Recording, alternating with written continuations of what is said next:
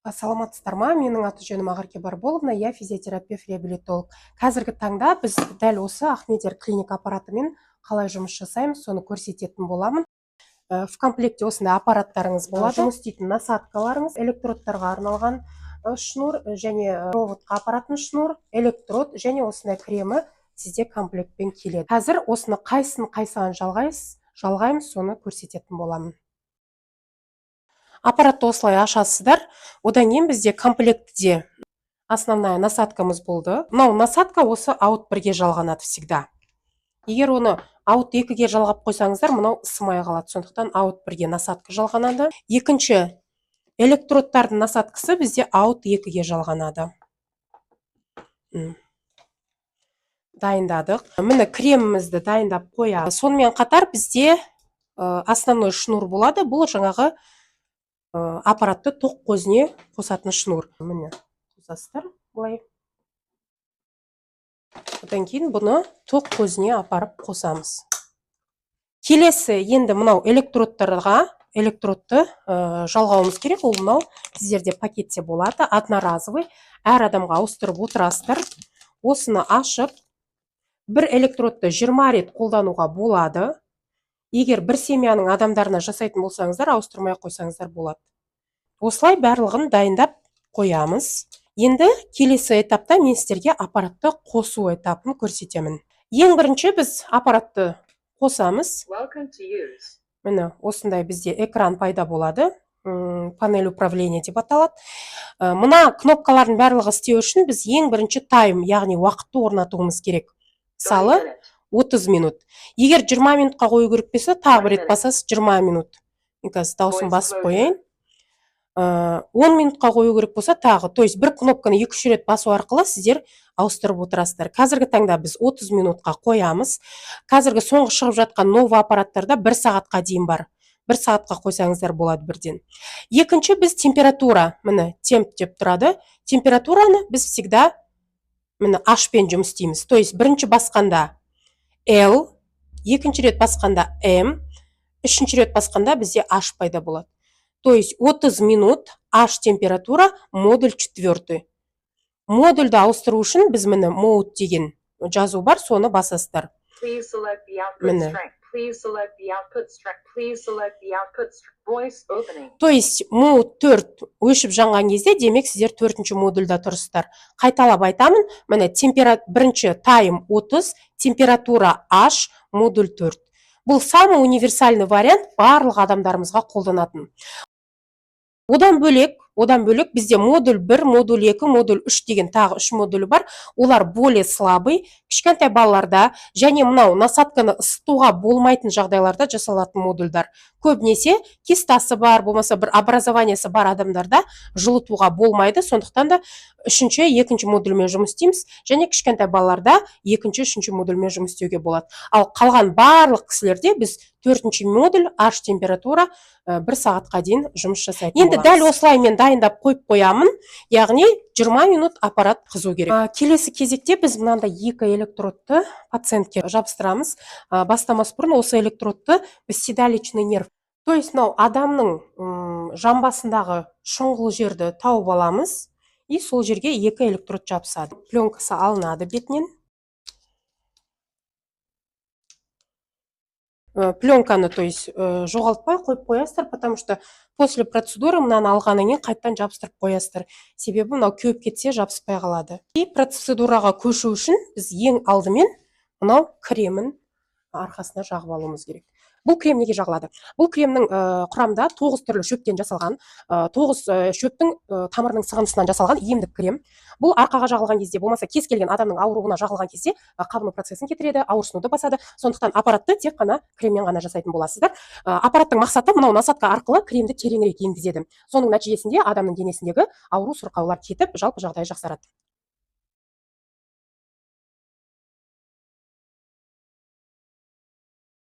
То есть кремді жаққаныңызға байланысты, егер қалыңдау қылып жақсаңыз, эффект жақсы болады. Жұқалау қылып жақсаңыз да болады. Егер ауырсыну қатты болмаса, ал егер грыжа, невралгия, миалгия сияқты қатты ауырсынып келген пациенттер болса, онда желательно қалыңырақ жаққаныңыз дұрыс. Арқасына, қолына и тіпті мына жерде алақанына шейін жағылу керек. Енді осы кремді жаққаннан кейін қазір крем біз жұмыс істеген кезде сіңіп кетеді. Сол кезде біздің насадка қимылдамай қалуы мүмкін. Сол үшін кремнің үстіне міндетті түрде май жағамыз. Креммен май араласады. Қазір көресіздер, май қалып кетеді, крем сол күйі адамның денесіне сіңіп кетеді. Енді біз емдеу процесін бастаймыз. Бұл жерде кез келген массаж болсын, бізде позвоночникпен жүруге рұқсат етпейді, а біздің аппарат керісінше дәл осы позвоночниктің бойымен жүреміз. Неге десеңіздер, осы омыртқаның бойында біздің ағзамыздағы барлық органдардың, барлық жаңағы печень болсын, кишечник болсын, бәрінің точкалары орналасқан. Сол арқылы біз адамның қай жері ауырады, соған диагностика жасап отырамыз. Насадкамыз жылыды. Мынау көпчік, яғни құйымшақтан басталады. Осы құйымшаққа қойғаннан кейін біз диапазонды көбейтеміз. То есть мына жаққа қарасаңыздар, плюс-минус деген екі диапазон болады. Міне, құйымшаққа қойдым насадканы, содан кейін көбейте бастаймын. Және пациенттен сұрап отырамын, сезді ма, сезген жоқ па? Сезген кезде айтыңыз, пациент. Ауыртып тұр ма? Терпей ма, иә? Қазірші? Оңға қойып қойдым. То есть пациенттен сұрау арқылы жұмыс жасайтын боласыз. Егер жоқ, қатты ауырып кетті десе, минусты басасыздар, сезбедім десе, плюсты басып регулировка жасап отырасыздар. Міне, мен құйымшақтан кетіп жатырмын, кішкене көтерейін. 15-ке дейін апарайын. Дәл осылай асықпай, әрбір точканы прорабатывать етіп, мен позвоночниктің бойымен жүріп өтемін. Әзірге бізде еш жері тартылған жоқ. Демек, бұл кісіде аурулары, анау айтқан, қабынып тұрған процесс жоқ деген сөз. Мына жақтарында енді кішкене бізде насадка жабысып жатыр. Бұл жер бізде шейный остеохондроз, бастың жиі ауруы кезінде, иықтың талып ауруларында және де мынау қолдың ұюларында дәл осы жерлер тартады. Міне қарап тұрсаңыздар, міне қимылдатып жатыр, иә, міне қараңыздар. То есть бұл аппарат жұмыс істеп жатыр деген сөз. Енді бізде именно холка, тұздың бәрі осы жерге жиналатын болғаннан кейін мен кішкене көбейтем бұл жерді. Бұл жерде адамда сезімталдық аздау болады, міне. Бұлай көтерілу керек иықтар. То есть адамда остеохондроз бар деген сөз. Және бас ауруы жиі болатын адамдарда мен басының точкасына апарам. Сезіп жатсыз ба? Бас ауыратын, давлениесі бар адамдарда дәл осы точкамен жұмыс істейсіздер. Бұл бізде замок деп аталады, треугольник, міне, холкадан басталады, екі иыққа главный лимфа оттоктарды ашасыздар, и үшінші бізде бастың точкасымен аяқталады. Егер бас ауыратын болса, остеохондрозы бар, мойын ауру барда дәл осы методпен жұмыс жасасаңыздар болады. Енді келесі этап менде қазір позвоночникпен жоғары жүріп келдік. Енді келесі этапымыз дәл осы позвоночниктің бойымен төмен қарай, то есть өзімен емес, жанымен төмен қарай алып өтеміз. Бұл жерлерде бізде барлық меридиандар орналасқан, сол меридиандармен жұмыс жасауымыз керек. Меридиандарды, чакраларды ашу арқылы біз адамның денсаулығын қалпына келтіреміз және де тек қана тәнімен емес, жанымен де жұмыс істейтін боламыз. Мына жақтарыңызды ауыртып жатыр ма?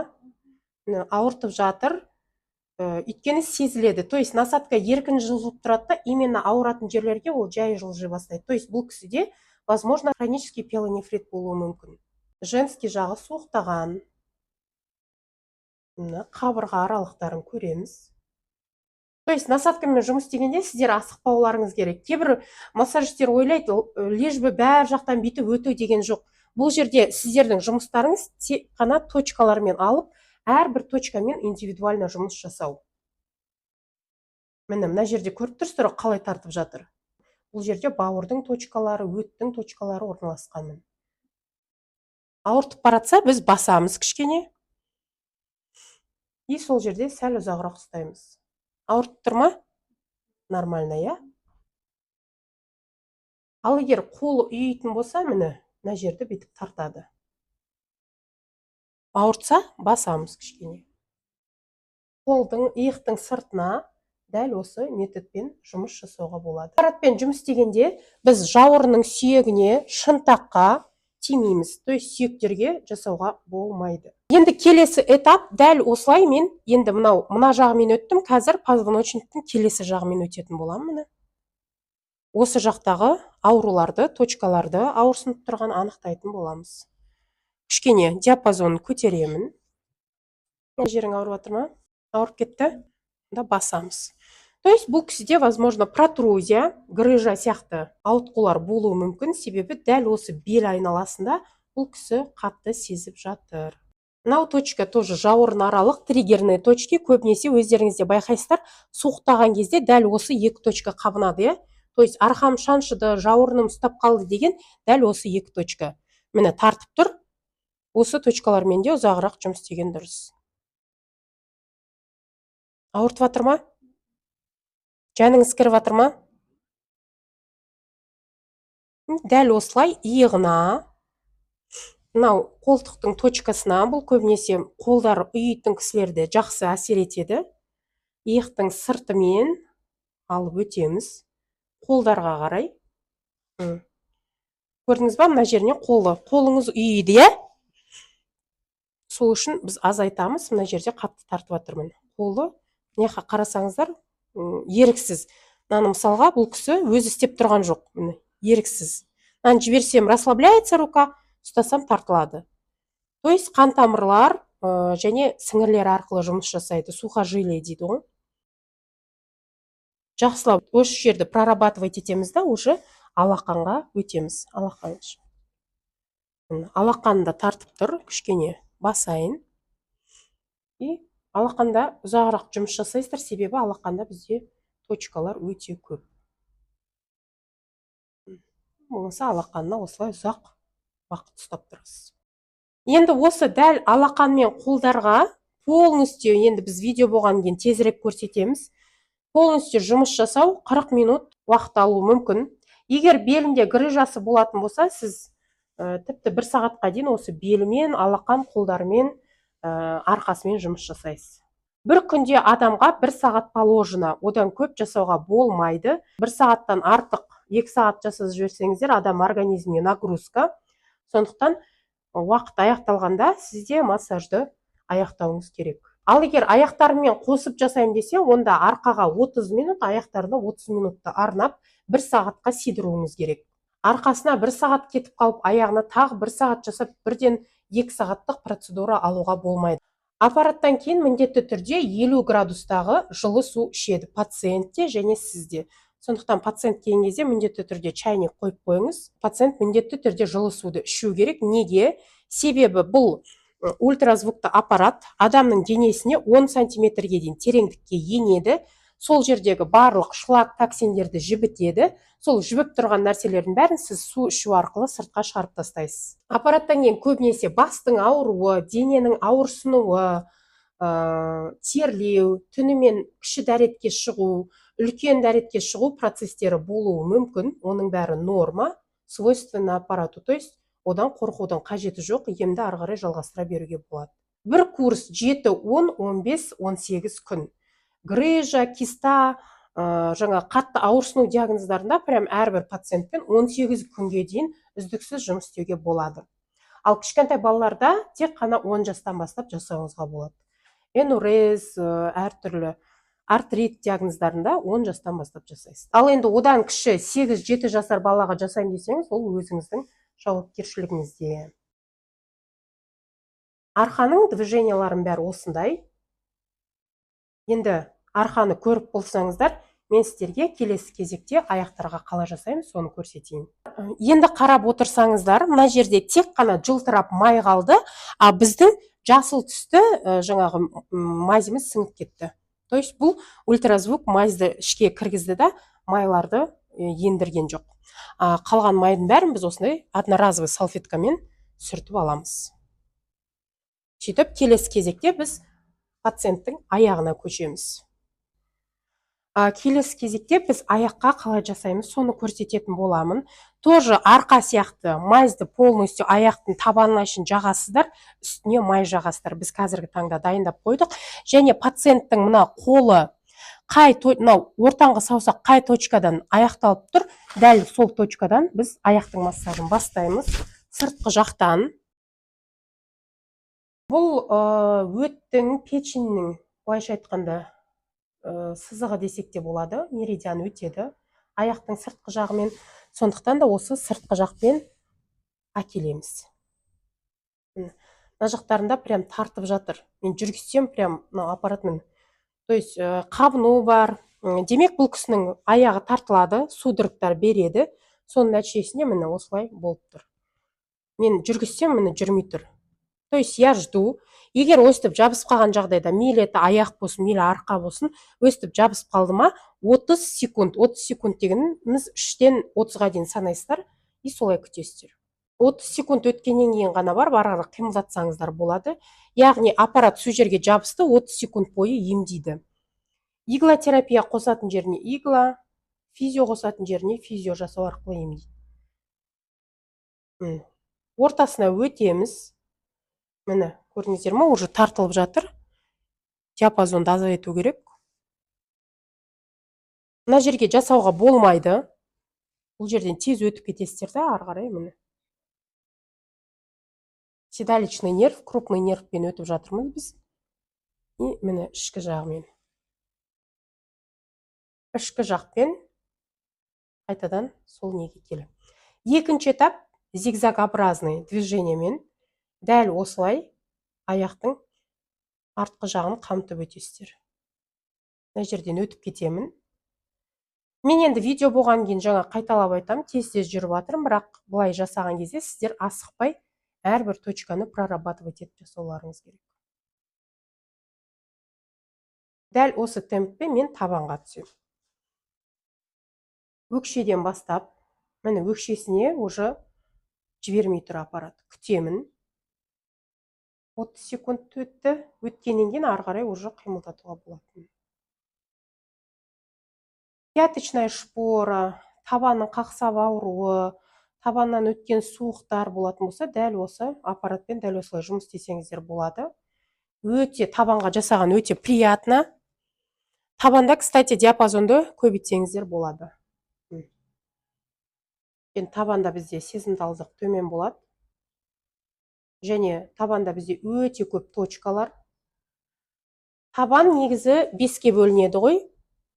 Бірінші точка, екінші, бірінші бізде саусақтармен жұмыс істейтін болсаңыздар, бұл көбінесе ми, басқа байланысты. Екінші біздің кеуде, екінші сызығымыз. Егер бронхи, жаңағы пневмония болатын болса, міне осы жермен жұмыс істейсіздер. То есть мынау адамның тұла бойы деп есептейсіздер ғой. Мынау басы, кеудесі, мына жер егер тоқ ішегі, запор, бір ішегіндегі аурулар болатын болса, дәл осы бел түспен. Ал енді жаңа гинекологический, урологический заболеваниялар, аяқ қолдардың бәрін біз осындай өкшемен жұмыс істейміз. Өкшенің дәл ортасында эпицентр бар, ядро. Соған ұзағырақ жұмыс істесеңіздер, адамда ұйқы пайда болып, орталық нерв жүйесіне әсер ету арқылы нервтарын жақсартады және қалпына келтіреді. Егер пациент ұзағырақ ұстай бер, ұнап тұр десе, ұстай беріңіз. Тек сол 1 сағаттың ішіне сидірсаңыз болғаны. Енді бір аяқты біттіңіз. Например, кейбір кісілер бар, маған денеме керек жоқ, тек қана аяғыма ғана жасап бер, беліме десе, онда сіз мысалға 1 сағатты, жарты сағатын бір аяққа, 20 минутын белге, қалған уақытсын екінші аяққа арнауыңыз мүмкін. Бірақ қандай диагноз болмасын, сіз 3 күн арқадан өтуіңіз керек. То есть чакра меридиандарды ашамыз позвоночниктің бойындағы. 3 күн обязательно өтесіз, 4-ші күні ғана тек қана аяққа жасасаңыз болады. Ал 3 күнге дейін сіз арқа аяқ, арқа аяқ, арқа аяқ. Түсінікті ғой?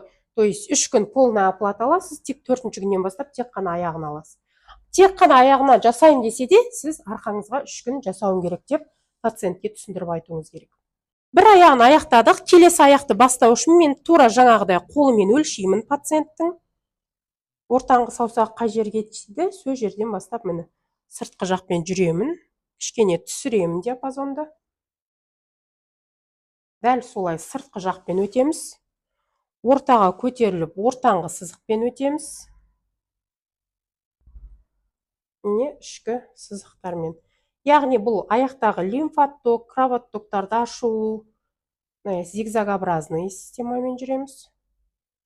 Егер мынау аяқтар түйіліп судырып беретін болса, прям осы большеберцовая косттің бұлшықеттері болады, соның нелерімен жақсылап жұмыс жасауларыңыз керек.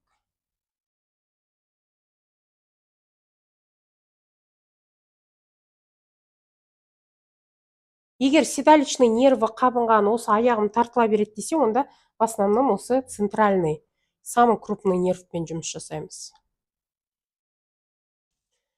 Айтарлықта ештеңе жоқ, тек қана насадканы жылжытып, точкаларға апарып отырсаңыз, ол өзі әсер етіп, өзі результат шығарады. Сіз тек қана дұрыс қимылдарды жасап отырсаңыз болғаны. Өсіп кеткен сүйектер болса, міне осы зонамен жұмыс істейсіздер. Бас ауыратын болса, саусақтағы зоналарға аппаратты өткізуге тырысыңыз. Жалпы жұмыс жасағанда табанмен де ұзағырақ жұмыс жасасаңыз, біраз жеріне ем болады. Себебі табанмен алақанда бізде точкалар өте көп. Дәл осылай аяқты аяқтасаңыз болады. Яғни 20 минут бір аяққа, 20-40 минут аяққа кетірсеңіз де болады. Әркімнің ауруына және диагнозына байланысты. Келесі кезекте сізге алдыңғы жаққа қалай жасаймыз, соны көрсетемін. Пациенттің алдыңғы жағына жасау үшін сіздер электродтардың орнын өзгертесіздер. Бағана біз жаңағы жамбастың шұқырына, яғни седалищный нервтің орнына жабыстырсақ, алдыңғы жақтан біз осындай шатқа жабыстырамыз. Ер адамдарда да, әйел адамдарда да тура осылай жасайсыздар. Осы жерге жабысады. Пациенттің алдыңғы жағына жасау үшін тура жаңағыдай майзды бәрін жағастыр, үстіне майды жағастыр. И адамның алдыңғы жағынан жасау бізде мынау эпицентр кіндіктен басталады. Сездіңіз ба? То есть міне кіндіктен бастаймыз. Егер осы кіндікке тартылып кейде болады, ұстап қалады, сол кезде 30 секунд тұрасыздар. Потом сәл жоғары көтеріліп, біз кіндіктің айналасын айналамыз. Бұл яғни біздің жіңішке шегіміз. Дәл өстіп айналдырасыздар да, келесі уже большой оборот, бұл бізде уже тоқ шек, яғни жуан шегіміз. Яғни адамда қандай да бір запор, асқазан аурулары, өттің дұрыс жүрмеуі болатын болса, дәл өстіп процесті бастайсыздар. Ал егер әйел кісілерде жаңағы киста болмаса, непроходимость труб, бала көтере алмай жүрген әйелдерде дәл осы низ живота дейді, осы қарынның астыңғы жағымен жұмыс істейміз. Мынау екі трубкасын, екі жағындағы матканың трубкаларын жақсылап прорабатываем. Ауыртуы мүмкін, тартуы мүмкін, бірақ это все нормально. Міне осыларды жұмыс істейміз, және маткадағы рецепторларды, ұйықтап қалған барлық точкаларды оятады аппарат. Ал егер толық кісілер болатын болса, толық кісілерде де дәл осылай жұмыс істеу арқылы кішкене артық суларын және артық майларын ыдырата аласыздар.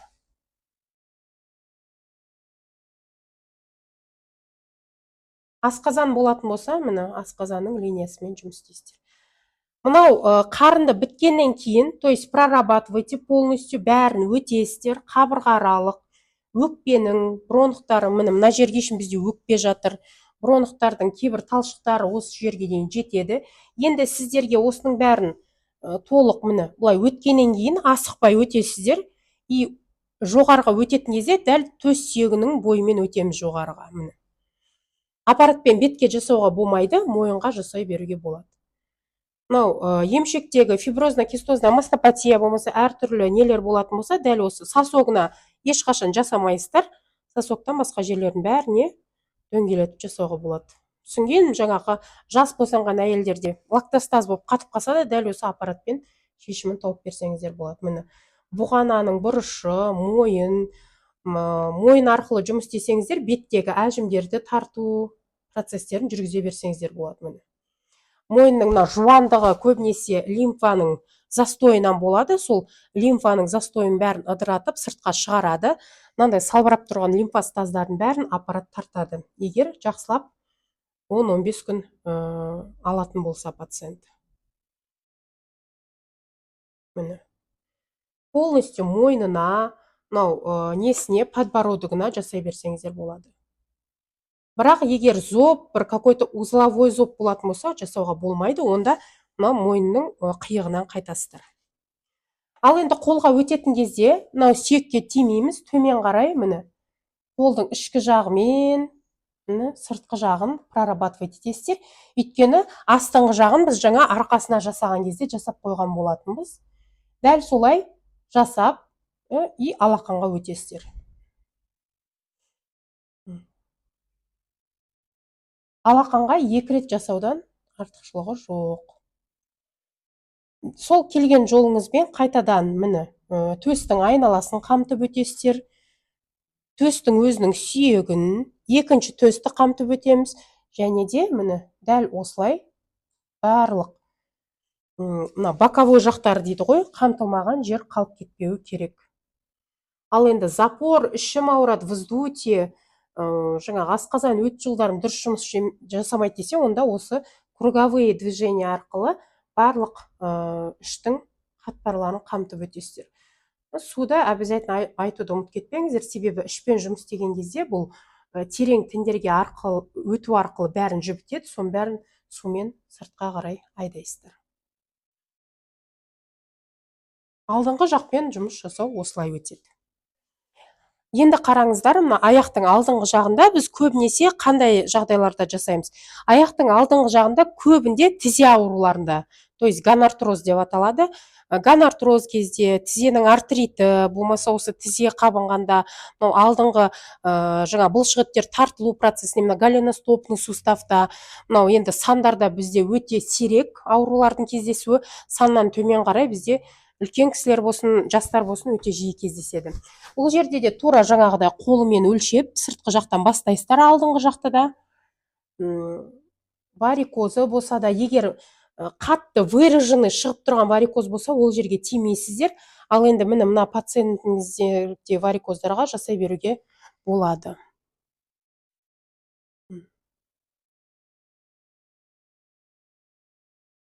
Ішкі жағымен өтем, орта жағымен. Мына тізенің өзіне теспейміз, сүйекке жасауға болмайды, бірақ тізенің айналасына. То есть гонартроз, тізе ауруымен келген кісілерде міне прям осы арқылы әрбір точканы прорабатывать етіп жасайсыздар. Өйткені сол сквозь өту арқылы жұмыс жасайды. Ал мына тізенің өзіне, мына сүйекке тиісуге болмайды. Айналдырасыздар, міне аяғының ішкі жағымен, міне мына жақпен жұмыс істейсіздер.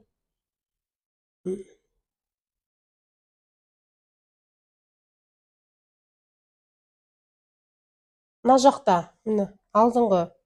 Енді бұл жерде көбінесе бізде сүйек, бірақ жұмсақ тіндерге жасауға болады, міне. Мысалға, мынау сүйегі мына жерде тұр, мен мына жұмсақ тіндеріне жасап отырмын.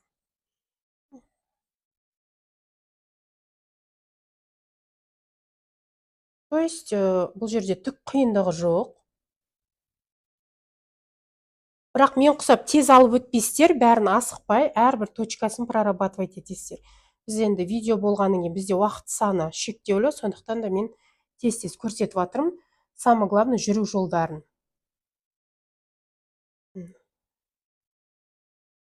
Саусақтарына, мына жерде сүйегі болса, вот мынау сүйекке жасауға болады, ол негізі өсінді сүйек емес, шеміршек. Сондықтан да ол жерге былай жасай берсеңіздер болады. Дәл солай екінші аяғына да жасалынады.